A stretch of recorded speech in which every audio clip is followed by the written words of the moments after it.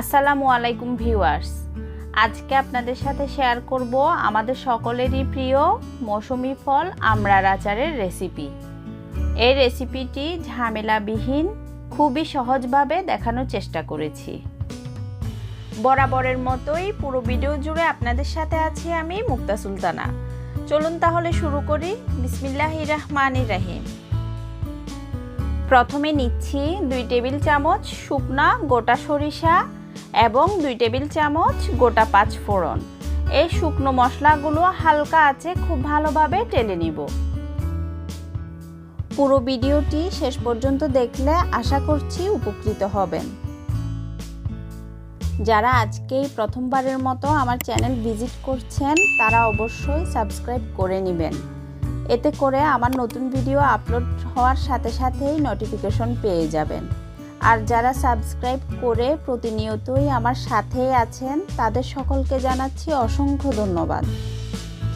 এখানে আমি মিডিয়াম সাইজের 14টি কাঁচা আমড়া ছিলে ধুয়ে পানি ঝরিয়ে নিয়েছি। ওজন হিসেবে ধরতে গেলে এখানে 1 কেজি আমড়া। আমড়াগুলোর গায়ে লম্বালম্বিভাবে কেটে দিয়েছি যাতে করে মশলাগুলো ভিতরে পর্যন্ত যেতে পারে।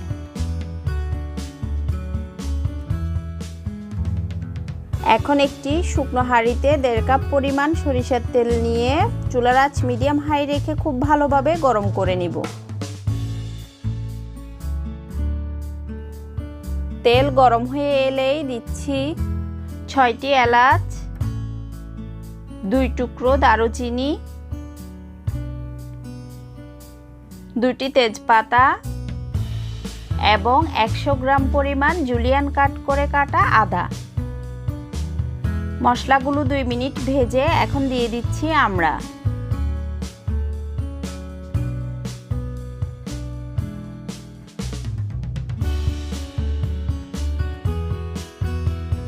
খুব সামান্য পরিমাণ হলুদের গুঁড়া, 2 চা চামচ মরিচের গুঁড়া এবং 1 চা চামচ জিরা গুঁড়া। এবার আমড়াগুলো একটু উল্টে পাল্টে দিব যাতে গুঁড়ো মশলাগুলো খুব ভালোভাবে মিশে যেতে পারে।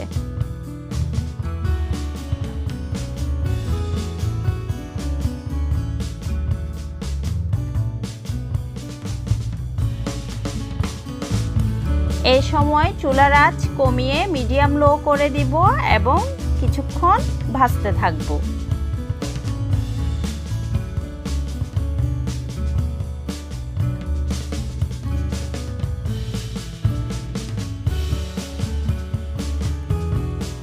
এখন দিচ্ছি 2 চা চামচ লবণ। লবণ দেওয়ার পরে চুলার আঁচ পুরোপুরি লো করে দিয়ে 20 মিনিটের জন্য রান্না করব।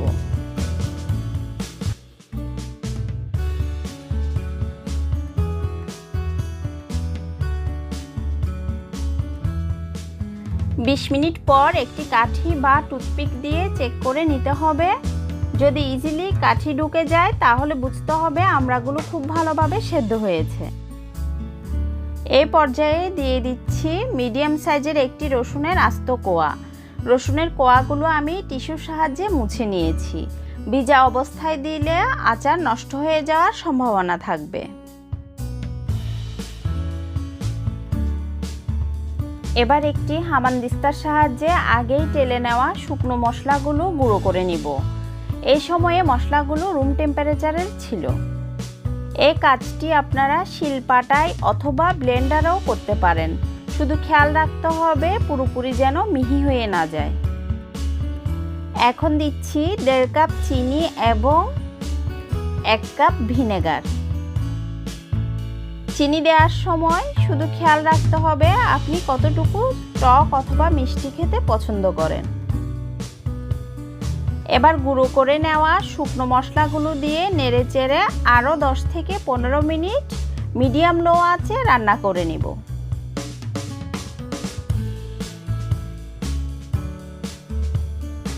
এই তো হয়ে গেল খুবই মজাদার টক মিষ্টি ঝাল আমড়ার আচার। এখন চুলার আঁচ বন্ধ করে দিয়ে রুম টেম্পারেচারে আসা পর্যন্ত ঢাকনা ছাড়াই রেখে দিব। রুম টেম্পারেচারে আসার পর আচারগুলো এয়ারটাইট বয়ামে সংরক্ষণ করতে পারবেন 5 থেকে 6 মাসের মতো। শুধু খেয়াল রাখতে হবে আচার সব সময় শুকনো চামচ দিয়ে নিতে হবে। ভেজা চামচ লাগলেই কিন্তু আচারে ফাঙ্গাস পড়ে যাবে। আরও একটি নতুন ভিডিও দেখার আমন্ত্রণ জানিয়ে আজকের মতো বিদায় নিচ্ছি। আল্লাহ হাফেজ।